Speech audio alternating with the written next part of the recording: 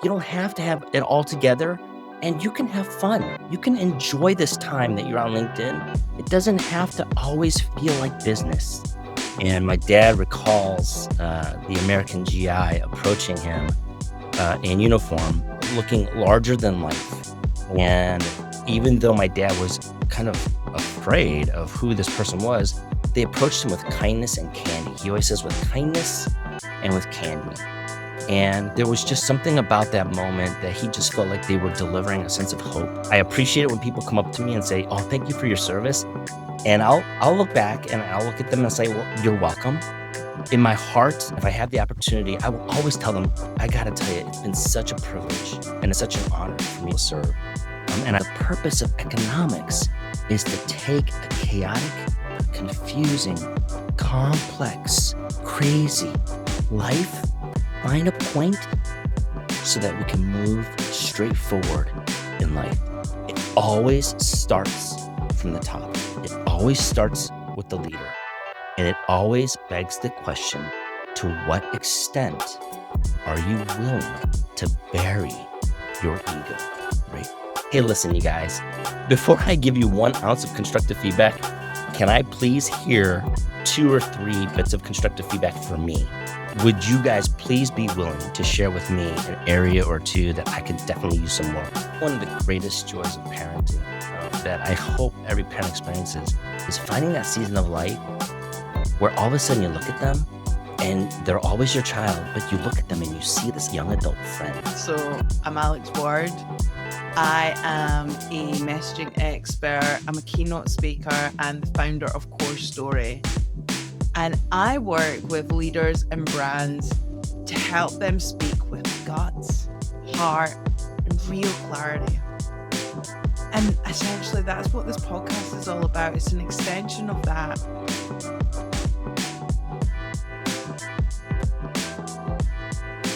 And welcome to another episode of Naked at the Top. Today's guest is a retired US Air Force colonel, an award-winning educator, keynote speaker, and author of Leadernomics.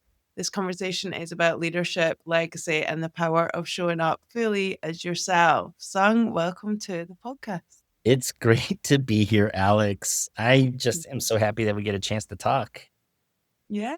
So we met on LinkedIn of all places, and talking about showing up as yourself, you've got me roped into doing lip syncing on LinkedIn soon. So what's that all about? How did that come about? Well, first of all, I mean, to be honest, I actually enjoy lip syncing. I'm always singing and I'm always humming in the house.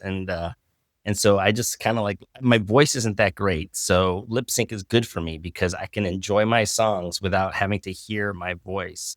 I can just lip sync it. But part of me just wanting to put that out there on LinkedIn, I think, and to kind of create a little bit of entertainment and stir is, I haven't been on the platform very long, but for the period that I've been on there, I can't tell you the number of times that I see people, which is also why I love this podcast and the title of the podcast that you have. But I can't tell you the number of people that I run into with regard to posts who just have a lot of concern and fear about just showing up, about letting their hair down and just being who they are. And so, I'm in the leadership space, right? And so part of me, like being on social media, isn't just about putting posts about what I think about leadership. It's about what are some creative ways that I can actually lead, foster people, influence, and inspire them to do something that might be a little bit out of their comfort zone, but it's going to stretch them a little bit and it's going to challenge them in certain ways. And so I thought, why not? I'm going to lead the way. I'm going to put a couple of lip syncs out there myself. I know my kids are like, "Dad, that's so cringe." But for me, like the more I can make my kids cringe, the better. And then I know that there's some people that are out there in my professional past that will probably look at my lip sync and be like, "What is Seung doing?" And you know what? That's okay, because that's the whole point, is actually trying to be that example in some ways, but then also just kind of like, let people know that, hey, this guy, he's not some young, Gen Z guy. He's out there and he's doing lip sync and he's being silly and it's okay. And that's just a part of, I think, me fostering that environment on my platform at least. And then also kind of welcoming and inviting other people. Hey, you can let your hair down. You don't have to be so polished. You don't have to have it all together, and you can have fun. You can enjoy this time that you're on LinkedIn. It doesn't have to always feel like business. Um, Yeah. yeah. Yeah. And I think that's it's so important because people do feel like they have to show up in a professional way all the time. And from the leaders and business owners that I've interviewed on this podcast, I would say 90% of them have all told me that it's important to have fun in what Mhm, you're doing. Otherwise, what are you doing? And mhm, I think we can all relate to that in real life, but mhm. for some reason, when you get to something like LinkedIn or showing up at a networking event or something, you feel like you've got to have this other you, Yeah. and then that's when people, I think, start to feel uncomfortable because they're not being true to who they are. Yeah, I mean, right? And I don't deny the fact that I'm not, like, so oblivious as to think that perceptions don't matter, Mm, because 'cause they're gonna happen, they're gonna be there, and yet you don't want to allow the portrayal of image to precede identity, right? And for leadership, that's incredibly important because people aren't dumb. They can see through, a polished image and recognize that there's some level of fakeness or inauthentic, insincere, approach. And so I think the more that you can be less compartmentalized, more consistent in who you are, how you lead at home, how you lead at work, how you kind of behave in community, I think it kind of allows you to have a sense of freedom in mm, terms of how you lead and who you are as a leader. And so for me, that's really important. I don't ever want to feel like I'm looking over my own back at myself and checking myself constantly. No one should feel like that, nor should have to live or lead in that manner. I think that's a very difficult way to live and lead. mm, I love that. So I know you've got your book Leadernomics, Sung, and we're absolutely going to get on to that. But first, I'd love to just go back a little bit. So everyone I spoke to ahead of this interview described you as genuine, determined, and kind. Was this instilled in you from a young age, or is this something you've kind of grown into? I think both. I think definitely, having been born and raised from immigrant parents from Korea during the Korean War, they both experienced the Korean War, and so, they have my dad is now, what, 80, gonna be 88 this year, and still alive and well despite 2 heart surgeries, so it's quite amazing. My mom's gonna be 85, and, their life has kind of been an entirety of sacrifice, discomfort, um raising kids, working 7 days a week. And so even without having kind of the parental child relationship that I think a lot of people envy, I would say that I learned just so much and took away just so much from their life and their example, primarily of sacrificial service, work ethic, just a dedication and a commitment to provide. And they gave up a lot of their own personal dreams, as many immigrants do, to pass those dreams on to their kids. And definitely those types of values of character, integrity, hard work, sacrifice, service, they were embedded in us early by example more than by word. And then my father was unique in that, as an immigrant from Korea in the early '70s, we kinda considered him a first wave of Korean American immigrants. He was so funny. He was the we were in a suburb area of Chicago, and there were no other, at that time, there were no other immigrants that I can recall that were in our neighborhood. And you would see a bunch of cars on our street that were either Hondas or Toyotas, and then you'd come to the pack house, and we were the only house that had 2 American-made cars. And I remember just asking my dad at a young age, "Dad, how come we don't get like a Toyota or a Honda?" And he's like, "Son, we're in America. We're gonna buy American cars." And he just had this crazy sense of patriotism and has always had that. And it Mm. was through, I think, my father's kind of sense of patriotism and just love of country that really kind of bled into me, which then set a, a very strong influence in how I made certain decisions going forward in my life from there. So Mm. yeah, Mm. definitely values that came from home from day one, and not because they talked to us about it, but they really lived it out. And then I think the way my, life just kinda panned out from there, those values were just consistently instilled and then just fostered throughout. So was your dad a big influence in the reason why you decided to join the Air Force? He was, I wouldn't so part of it was the patriotic vibe that he had always, and then part of it was very pragmatic. Uh, Being the youngest of 3 kids, they were immigrants, they worked 7 days a week, and I had 2 older sisters. All of us are separated by 3 years. And so when I was getting ready to go to college, I was going to be the 3rd one in college at the same time. And I do remember, finances were tough, and we made a visit, and, my father and I, we quickly found out that the school was fully funded by the government because it's a military institution. And so I remember him looking at me and saying, "So what do you think?" Not only from a patriotism and I love that school vibe, but also like, "Hey, what do you think about going to a school that's gonna be fully funded by the government?" Yeah. Love that. I had, similar in a way. I'm Scottish, brought up in Scotland, but my dad's English, and I really wanted to go to university in England near him. But if you're Scottish and go to uni in Scotland, you don't pay tuition fees. Mm. So my dad was like, maybe go to uni in Scotland and then move down to Yeah. England.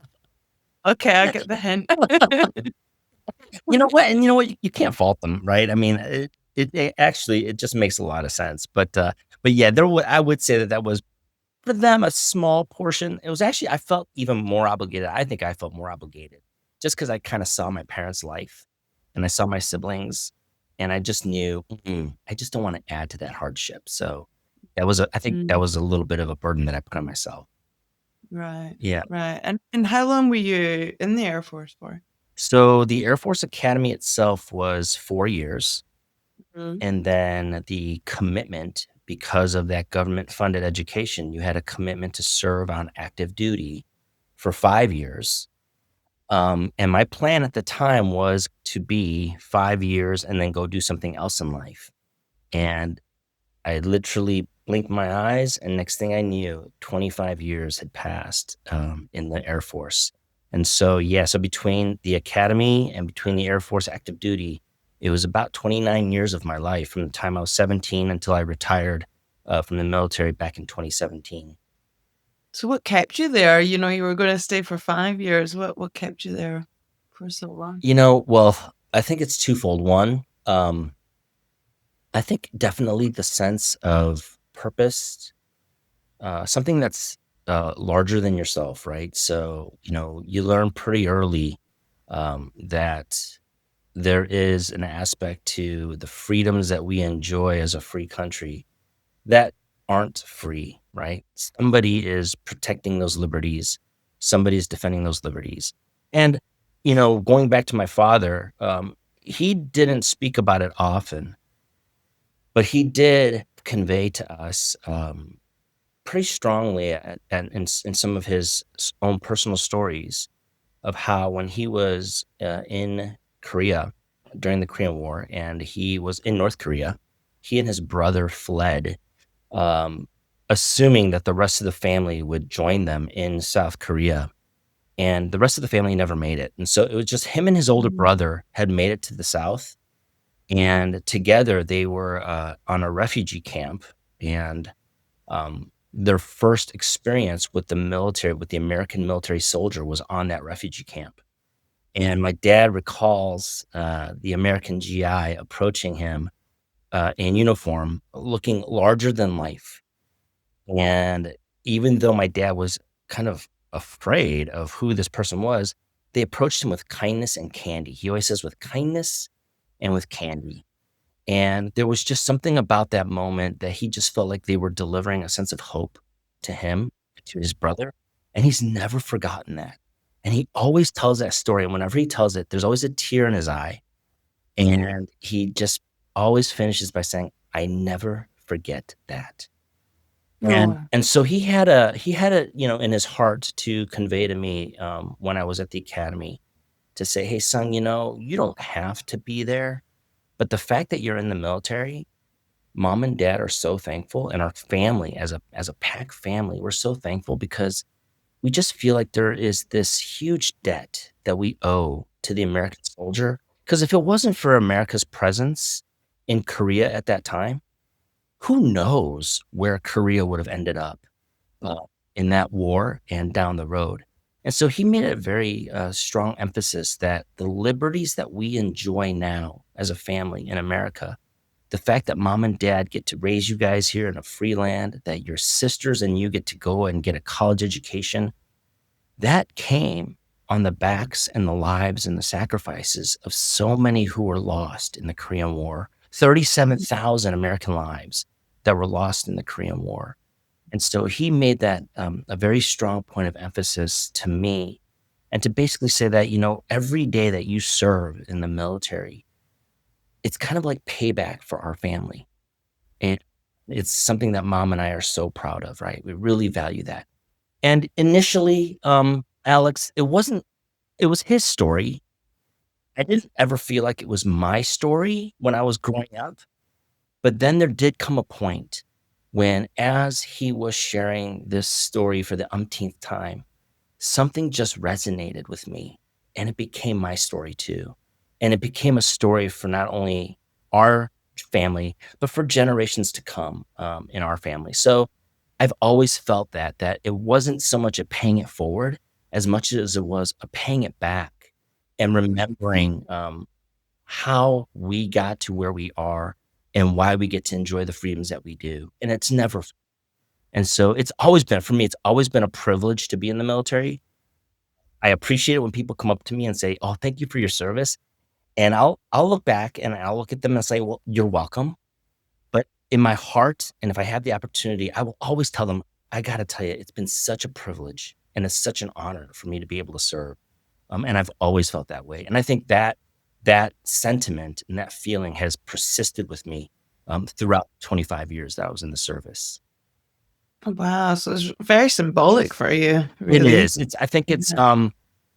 yeah, I think it's not only symbolic, it's just, and he just always finishes by saying, "I never forget that." And Oh, and so he had a, in his heart to convey to me, when I was at the academy to say, "Hey, son, you don't have to be there, but the fact that you're in the military, mom and dad are so thankful, and our family as a pack family, we're so thankful because we just feel like there is this huge debt that we owe to the American soldier. Because if it wasn't for America's presence in Korea at that time, who knows where Korea would have ended up, uh, in that war and down the road." And so he made a very, strong emphasis that the liberties that we enjoy now as a family in America, the fact that mom and dad get to raise you guys here in a free land, that your sisters and you get to go and get a college education, that came on the backs and the lives and the sacrifices of so many who were lost in the Korean War. 37,000 American lives that were lost in the Korean War. And so he made that, a very strong point of emphasis to me, and to basically say that, every day that you serve in the military, it's kind of like payback for our family. And it's something that mom and I are so proud of, right? We really value that. And initially, Alex, it was his story. I didn't ever feel like it was my story when I was growing up. But then there did come a point when, as he was sharing this story for the umpteenth time, something just resonated with me, and it became my story too. And it became a story for not only our family, but for generations to come, in our family. So I've always felt that it wasn't so much a paying it forward as much as it was a paying it back, and remembering, how we got to where we are and why we get to enjoy the freedoms that we do. And it's never and so it's always been for me, it's always been a privilege to be in the military. I appreciate it when people come up to me and say, "Oh, thank you for your service." And I'll look back and I'll look at them and say, "Well, you're welcome." But in my heart, and if I have the opportunity, I will always tell them, "I gotta tell you, it's been such a privilege and it's such an honor for me to be able to serve." And I've always felt that way. And I think that that sentiment and that feeling has persisted with me throughout 25 years that I was in the service. Oh, wow, so it's very symbolic for you, It really. is. It's. I think it's. Yeah. Yeah. I think it's not only symbolic. It's just. I've just never forgotten generationally that that it meant everything to my parents, and it Mm, really did create the opportunity of freedom for myself, for my family, and for my kids, and for generations to mm, follow. Yeah. beautiful. Yeah. So what did it teach you? Obviously, this is, leadership podcast, and you've got your book, Leaderonomics. So what did being in the military teach you about leadership? Oh man. It's funny that the Air Force Academy itself, it's called a Leadership Institute, right? It's called a Leadership Laboratory, and it's not like semi leadership classes. It's 24/7 immersion. So you're either learning leadership, practicing leadership, studying leadership, researching historical leadership. You're kind of like just immersed in leadership all day long. And so that has its pros and cons. Because on in the one hand, you're surrounded by it, and so you're going to, by osmosis, I think, grow in your leadership understanding and skills and, strategy and vision. But at the same time, because you're so immersed in it, it's easy to become a bit complacent in taking in all that is being offered. And I think for me, because I was so new to that culture, I didn't necessarily embrace the military style of leadership from day one. And in fact, Alex, it was something that I kind of felt at odds with in some ways because it was just very patriotic, which I had some patriotism, but I didn't have like the kind of like generational patriotism that some of the classmates had who had like grandparents and great grandparents who fought in World War One, fought in World War Two, and fought in Vietnam. And like that wasn't me. And so I think part of my sense is just that, okay, what is this? Is this everything that there is to leadership? And so part of me was looking for a little bit more internal vector of how to make decisions in life and how to make decisions for myself and for others in leadership.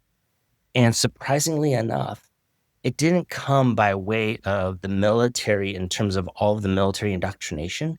It came by way of this class called economics. And so I think that's where there was this significant resonance with me and this discipline called economics, because economics from day one was unfolding principles that were probing into my thoughts and my conscience and my heart, my motivations, incentives, and challenging my priorities in decision making. And then from there, it was giving me kind of an objective path on how to move forward. And I thought, whoa, this isn't just a discipline. This is kind of like a leader slash mentor for decision making. And that's how it was introduced to my heart. And that's how I kind of related to economics from day one. And so yes, so the Air Force, the military, the Air Force Academy, they taught me a ton about leadership, character, all of those things that we would consider a part of the leadership umbrella. But this discipline called economics was fundamental in how I approached personal decisions, life decisions, and leadership decisions, not only in the ways of how it would affect me, but how it would affect all the relationships surrounding me in leadership. And it came through economics. So that's why it's been such an important subject for me. So could you take us to that moment where that first idea came to you? Were you in an economics class? Like, where were you when this idea came to you? I was actually, it was in my first economics 101 class. And I was so thankful because I had a little bit of a kind of a crazy professor. Crazy, not in the sense of like crazy, but crazy is like he was very free in how he was teaching class. And he came in and he challenged all of us, hey, what's the purpose of economics? And we were all new to economics. And so we didn't really have a good answer. And while he was asking us, he was doing this really funny dance. He was like kind of doing all these contortions and moving around and moving his body. And we just thought, this guy is pretty crazy, but entertaining. And then he goes up to the grease board and he starts doing that same dance, but he does it with a grease marker. And he starts drawing all of this stuff from end to end, just curve after curve. And then he yells at us again and he's like, what's the purpose of economics? And we're like, we don't know. And he says, okay, well, I know that calculus was a prerequisite. So what is the purpose of first derivative calculus? Well, we're a STEM university. And so all of us have an answer. So we all raise our hand and we say, well, the purpose of first derivative calculus is to find a point on a curve, right? And then you can get the slope.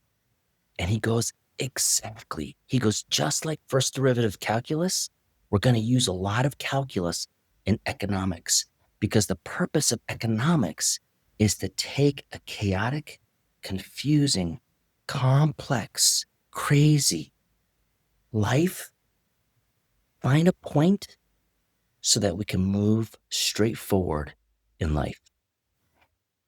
And the way he broke that moment down, I was actually in that season of life, I was going through a little bit of a crisis because I wasn't sure if the military was for me.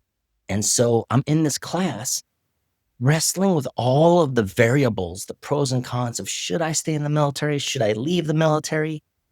Who's going to mentor me when I look to my left and I look to my right? Everybody is marching to the same military beat.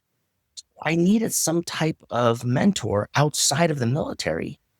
And then when he said, this is about finding a point, distilling it down, possessing that part of your life so that you can move forward with a straightforward decision, I thought maybe this is the mentor I'm looking for. And sure enough, Alex, as class by class unfolded that semester and principle by principle, it was like looking into a mirror that was searching my heart, revealing to me my priorities and values and my preferences, and then guiding me toward an objective decision. And would you believe it led me to leave the military? I left for a full year. Yeah. Because I just needed to see how green grass was on the other side. And to me, that was a valuable enough reason that I left behind the military and I went to go see just how green grass is on the other side. And it was during that year of soul searching that once again, could econ have an answer for me at the end of that year of whether or not I might want to go back? And sure enough, by the end of that year, that's when my dad's story became my story. And I finally found that North Star. I found that purpose, that value, and the reason to be there that meant far more than the sacrifice and the cost of being there. And so once again, it was like this cost benefit analysis of economics. And this time, in that chaos and that confusion, it drew me back into the military. Mm. And so yeah, so strangely enough, it was in the midst of crisis, two big life decisions. Should I stay or should I go? And then a year later, should I go back or should I stay? And econ had a way of probing my heart and guiding me in that direction. So how does that work on if you simplify that, when you've got those major decisions and using econ guide you, in what way can you break it down for us? Yeah, so in the book itself, there's usually when I am in the process of doing a deep dive with organizations or even with individuals or teams, depending on how far and wide and deep they want to go, there will be anywhere between 20 to 25 principles, core economic principles that I'll focus on.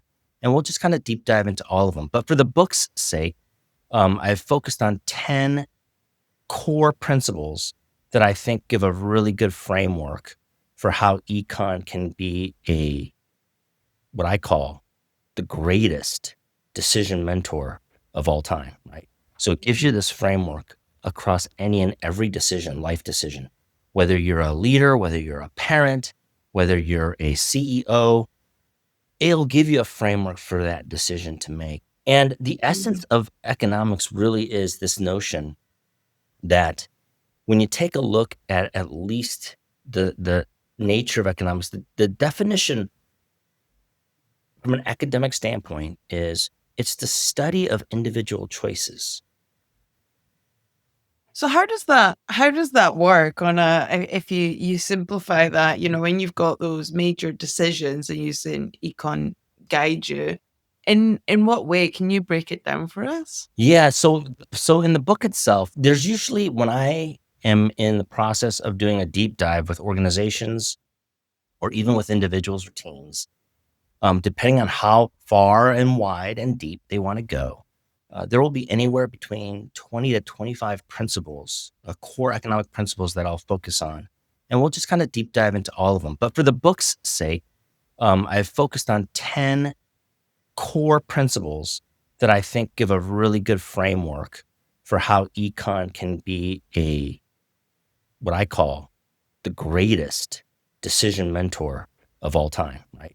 So it gives you this framework across any and every decision, life decision, whether you're a leader, whether you're a parent, whether you're a CEO, it'll give you a framework for that decision to make. And the essence of economics really is this notion that when you take a look at least the nature of economics, the definition from an academic standpoint is it's the study of individual choices, but it's never in isolation.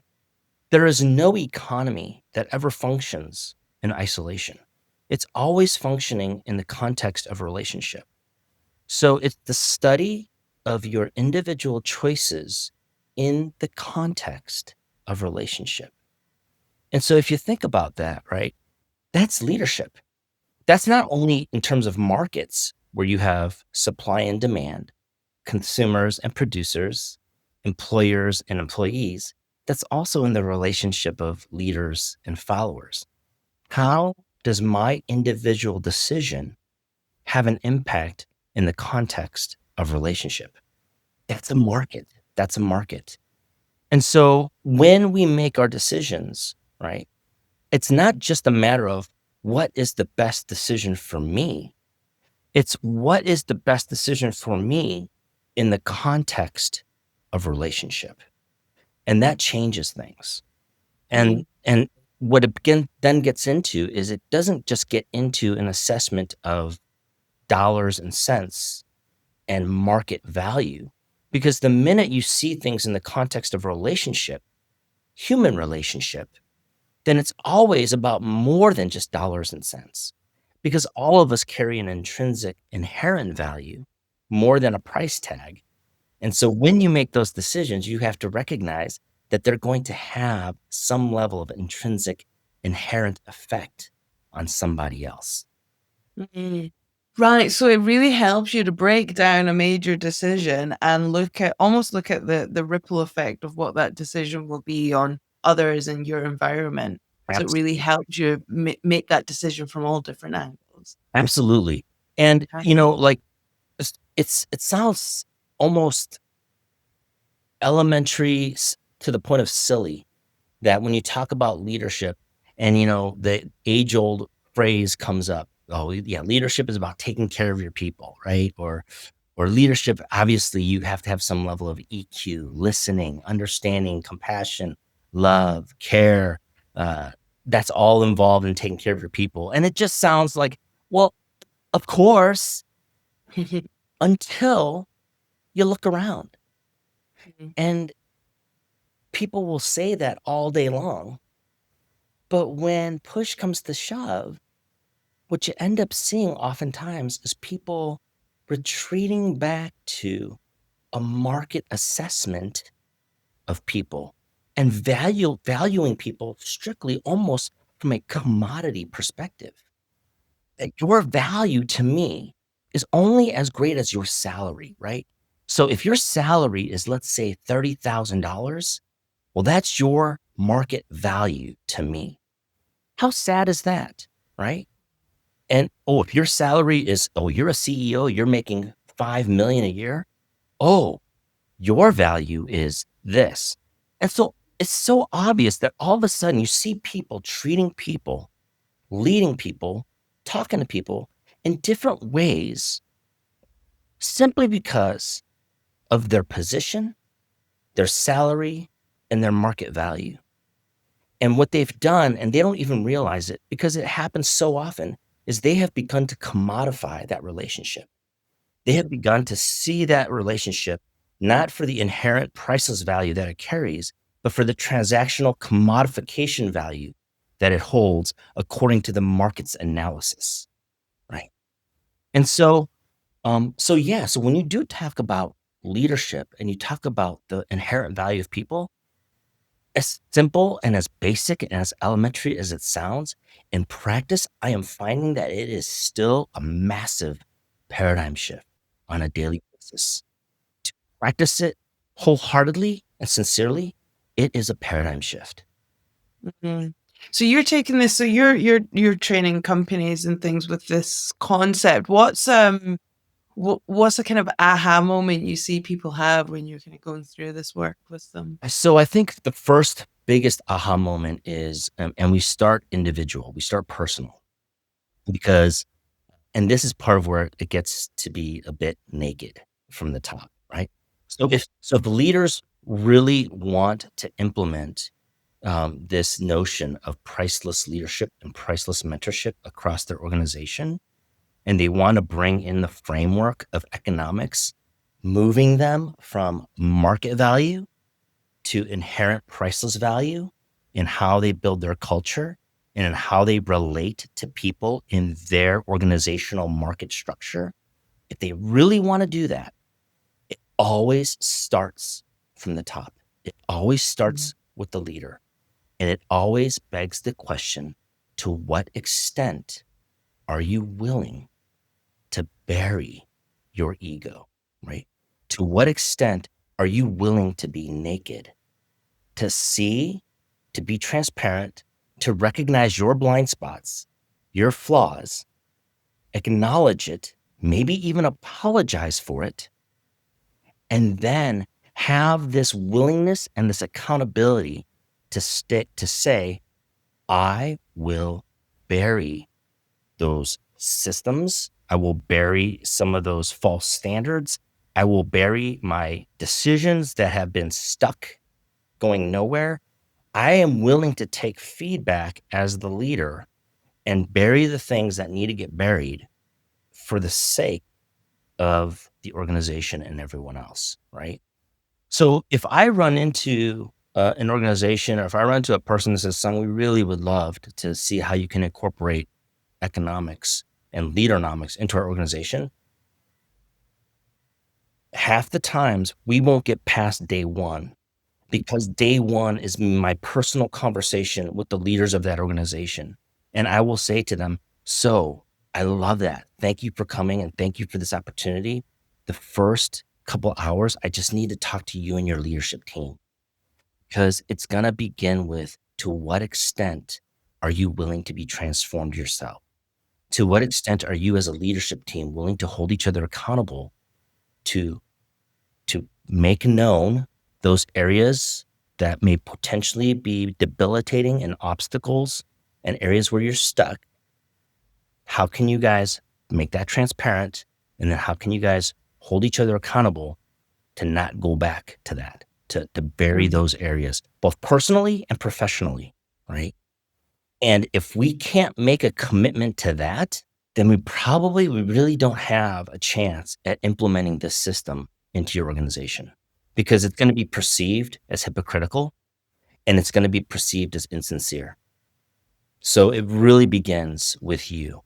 To what extent will you expose those areas that you may potentially have as flaws and roadblocks? And then let's start there. And I imagine that make many leaders quite uncomfortable. It is. And so, Mm. and I try not to make it uncomfortable, but I think I don't want to, first of all, I don't want to waste their time. And I also don't want to waste mine, right? Because the fact of the matter is that any organizational transformation, it demands leadership transformation. It has to. Absolutely. And I think most leaders understand that. Are they committed to it? They may think they are, but I really want to wrestle with them on that from the get-go to see commitment level, because if they truly are committed to that, and they don't really know sometimes until we kind of walk that path a little bit, but if they are committed to that, they are ready and willing to see transformative results in culture and in their organization. And if they're not, if they're just kind of like one foot in, one foot out, it's going to be quite challenging. It's going to be difficult. Yeah. Yeah, so you have to do that. You have to lay it all out right at the start to get the results that you want to get. And this leads me on to my next question was that you describe your style as intentional, inspirational, relational, and confrontational. And that last one really stood out when I read that from your form. Can you, and I think that relates to what you're saying there. Can you tell us a little bit more about how you lean into that confrontation? Yeah. So if I could, it's funny, Alex, I am like a pseudo part of many different communities, right? And all of these communities, because I'm a bit outspoken, and so they know what I do. They know what I'm about. They know about, how I talk to people about leadership and economics and how, and it's funny to me, Alex, that even in the circle of what I would consider friends and close community, when it comes to some of this stuff, they don't want to get too close because they know that if they invite me to talk about it more deeply, that it's going to be confrontational. And I'm not saying confrontational from the standpoint of like judgmental, but confrontational from the standpoint of open kimono, being naked, right? And let's face it, it's uncomfortable. Most people don't wanna go there, that if it actually means laying bare some areas of weakness or blind spots, that's a tough journey. And so most people will retreat back to the comfort and safety. And so kind of going back to your question about confrontation, first of all, I do recognize in many of these little spheres that I'm in, they know what I do, they love hearing about what I do, but they never say, "Hey, Sam, can you come talk to us about that? Or would you mind sitting down with our team?" Like, they won't go there. And I've often sat back and thought, they know what I do. I know they're having problems. I know they're having some issues, but they won't, because they don't, at the end of the day, they don't want to transform. They don't want to change. And they don't want to go through some of the abrasion that's going to be required to get there. And then the ones that do, I'd like to say that it's kind of a loving confrontation. And the reason why I say it's a loving confrontation is because loving someone truly is truthful. It's not beating around the bush. It's not giving them a false impression of who they are. It's trying to be as compassionate, but also as truthful and as honest as you can possibly be. And so when we do a deep dive and when we do an assessment and we ask questions to try to figure out where those blind spots and those weaknesses are, it feels confrontational, right? Because it's kind of peeling back the layers, but it's truthful. And to me, that's the most loving type of consultation, the most loving type of therapy, the most loving type of mentorship, guidance, the most loving type of feedback that you can give. The delivery matters, but the truth also matters, right? So, kind of the combination of both is that you want to make sure you're bringing confrontational truth, but delivering it in such a manner that it's still it's compassionate, and that they know that it's coming from a place of care, not from a place of judgment, right? Yes. Yeah. Yeah. It's absolutely how you say it. And, people often need to hear what's that saying? People need to hear not what they I'm getting my words mixed up now. Mhm. Um, Oh, I've completely lost what I was gonna say. All right, Paul, Yeah, edit. but it's kind of like, right, you're right. It's kind of like what they want to hear and what they need to hear. That's it. It's Yeah, two different things. they're two very different things. And most people, leaders included, I mean, is it easy to confront people? It's not. It's not. My preference, trust me, my preference is I'd rather not talk to them about that, right? I'd not I'd ra I remember when I was a young leader, Alex, in the Air Force, and I was like this 21-year-old brand new leader, and the vast majority of the organization that I was leading, they were more proficient, they were technically proficient, they were wiser, they were older. Some of them, I was single, they were parents. I mean, they had a lot of life experience, right? And there I was, because of my position, because of my title, and because of my rank, I'm bringing them in to give them feedback and to be constructive. I did not enjoy that. That was not right, because who am I as this new young buck to look at this person who I know is technically more proficient, probably far more experienced than I am? I'm supposed to give them some level of constructive feedback on a regular basis. Mm, And so I used to hate those. I used to be like, "Oh, Lord, I wanna do this. This is so uncomfortable."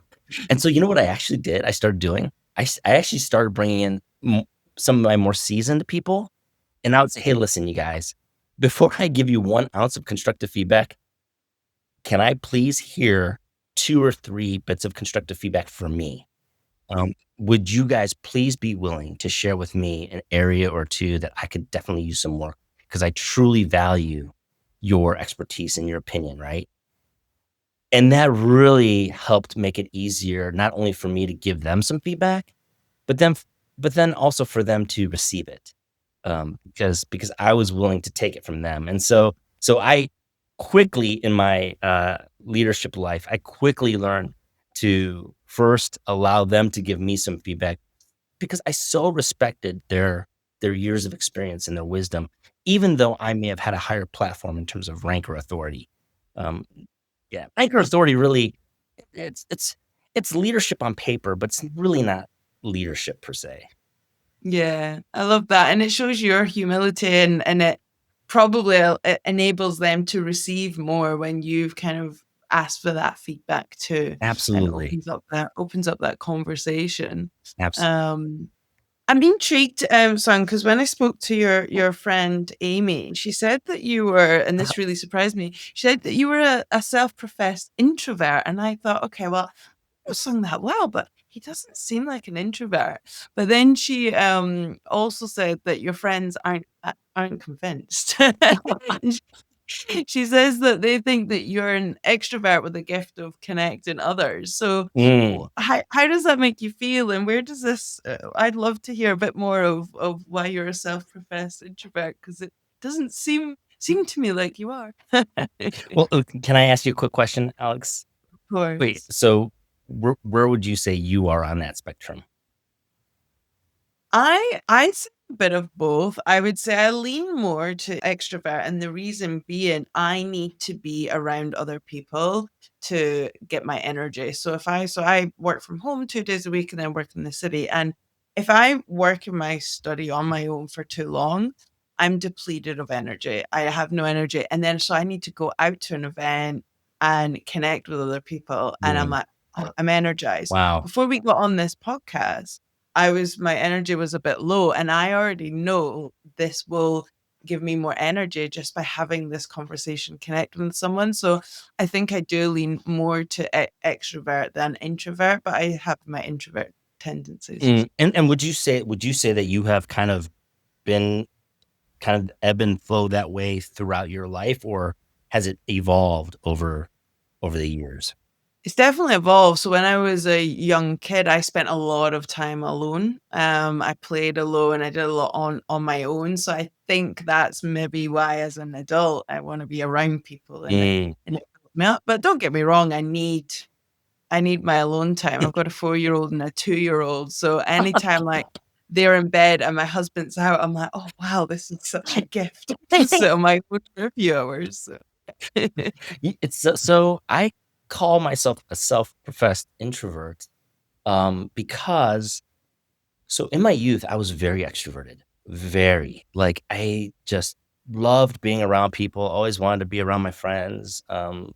Not didn't have to be the life of the party, but I wanted to be in the party. I wanted to be at the party.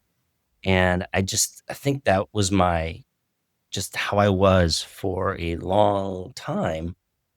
And then something happened, I think in my 20s. Um, so I part of it was in my so I was part of it, the extroversion was because I was always around people. I was always on teams. I did sports, and so I was always on teams. And then when I was in at college and university, I was always around friends. And then finally, I had the season of life for about 7 years in my 20s where I got my own place and I was living alone and I wasn't dating. And I just had all of this kind of like alone time. And I started reading a lot more. I started just going on like road trips alone. And what I thought was going to be a terribly lonely time ended up being an incredibly fulfilling time. And Mm, so I was very extroverted, but I didn't realize just, I think, how much I was kind of inclined toward introversion because I just never had that season of life. had it. And so when I had it, I really cherished it. And then when I got married and my wife, I call her the shyest, craziest extrovert. So she's super extroverted, but she's super shy. She totally doesn't want to meet strangers, but she always wants to be around friends. And so and so she has this huge extroverted nature about her. And so it made me all the more comfortable to be my introverted self because I could be introverted and simply by being around her, I'm going to get plenty of social contact with people, right? So yeah, so it's funny is that so from that season of kind of living my own life, then to getting married to an extrovert and then having kids, I think I just kind of found all of the social, communal, extroverted needs met without having to make much of an effort to be in social communities with other people. And so when Mm, I do that, I get drained. I'm like, "Oh, man, mm, I've just had like, my wife has just talked my ears off. My kids have talked my ears off. Like, we just had a couple of dinners in a row with my wife's friends and now my friends and all of our friends, and when I get an opportunity to get some time, like and people are like, "Hey, Sung, let's go do this," or, "Sung, let's go do that," and I'm just like, "No, I'm I am." And so, yeah, so I'm very social. I can be very social, and I've got no problems with that. But inside, there's a part of me that's just craving, like, can I just go read a book for a while, and can I just kind of be alone for a while? And I don't get drained by that. I kind of have a little bit of both. I think I can feed off of both. Like tonight too, by the way, I spent most of today a bit in writing and in isolation, and so I was so looking forward to this. I "I can't wait to hang out with Alex," because so I have both, right? But I would say I think I'm more self-professed introvert, and it's evolved in that way. Yeah, and it's interesting, isn't it? Because I think we've got these visions of extrovert and introvert, but I think many of us can be both and we can ebb and flow between the two. Completely. Uh, for sure. Yeah, Yeah. yeah. So on your family, you mentioned that your kids have left home now, is that correct? We're empty nesters. I've got 2 that are now in the professional working world. And I've got one son, my youngest, who's a junior at college, and so he's away at Mm. school. So yeah, so it's just my wife and I and our little puppy Lulu. What's that transition been like? You know, as somebody who's right at the start of her parenting journey, I'm like, oh, that sounds lovely. Wait, how old are your kids? 4 and 2. Oh my, yeah. Oh yeah, so you're in the thick of it. So honestly, great. I don't think parenting ever ends, but there is definitely seasons of life where you feel like, oh, you feel like I'll look at my wife and I'll be like, "Honey, job well done." We've Mm, kind of gotten to that place where I think our kids give us more advice than we give them. Yeah, it's great. Like, they're the ones calling saying, "Dad, are you exercising? Dad, what are you eating these days? mm, What are you and mom up to? Are you guys being good to each other?" Like, it's so funny. It's like and quite honestly, Alex, one of the greatest joys of parenting, mm, that I hope and I always hope that every parent experiences, and I think a lot of it is fostered and cultivated through their youth, but it's finding that season of life where all of a sudden you look at them and they're always your child, but you look at them and you see like this young adult friend. And they've all of a sudden become like this young adult friend that you share with, you converse with, you laugh with, and you're like daughter, son, you're like a buddy. You're like a good friend. And it's priceless. It's just so rich. And so yeah. that's my greatest desire, my hope for every parent, that they can get through the tough seasons of life without having burned too many bridges, and have that place, that season where they're able to look at their child and their child can look at their mom and dad and just be like, "Wow, you're such a good friend. You're such a good." Oh, Yeah. that's so sweet. Yeah. That's so sweet. Yeah. Well, we're coming towards the end, No. Sung, and No, I, no, no, I because I've gotta ask you something. okay, okay. Okay, so I get because I've been wanting to ask you this forever, and I do Mm. want it to get on air because I just feel like it's such an important thing. So I am so excited when you told me about your journey to just put yourself out there on stand-up comedy. Because you know why? Because so you're a speaker, I'm a speaker. I've been speaking for a long time, and I have no problem speaking in public. I just love it. I embrace it. I just enjoy it so much. The one area that I can't imagine doing, and that's stand-up comedy. I cannot, because there's something about that I just so when you told me about it, I remember sitting here thinking, "Oh, man, she's gonna do the one thing in public speaking that I just don't wanna do." I've gotta ask you, why did you do it? And what are maybe, like, 1 or 2 huge takeaways? Are you still in the experience, or are you done with the experience? So I'm done. Well, I'm done. I'm done with the course. So a few things. So the reason I did it was because when I go and I often go to events and watch other speakers because I like to learn from other people. I'm like, oh, they did it that way, and it's great to learn from others. And the speakers that are always memorable to me, anyway, are the ones that make me laugh. Mm, And I've noticed as well, if I open up with a funny story and the audience laugh, I watch them and you can see them just relax. They're like, oh, okay. It's like they become comfortable with you, you disarm them. And a few friends that have watched me have said, you're quite funny. My husband does not agree, but so I thought, okay, well, I want to be a bit more intentional about it. Plus, I do love to challenge myself. mm. Um, I've taken so much from it because in stand-up comedy, every word Oh counts. my gosh. So you really learn to you had to just cut so much. So they were like, no, too much, too much, too much. Get to the point, get to the point. I'm like, whoa. Whoa. And also timing's everything. So one thing I did notice so it was 4 nights of learning, and the fifth night you performed to a live audience. And I was in the second half, so I was out there watching everyone. Was the And room I packed? said Was the room packed? it wasn't too bad. It was like 40 people. Okay, So it okay. wasn't too bad. And when we were when we were like behind the screen, they called it what did they call it? The dressing room. It was just a screen. We were being, and I said to the guys, I was like, do you notice when they're on stage, the longer they pause, the more laughs that you get? Mm. And I noticed a lot of it wasn't intentional. A lot of it was they forgot what the joke.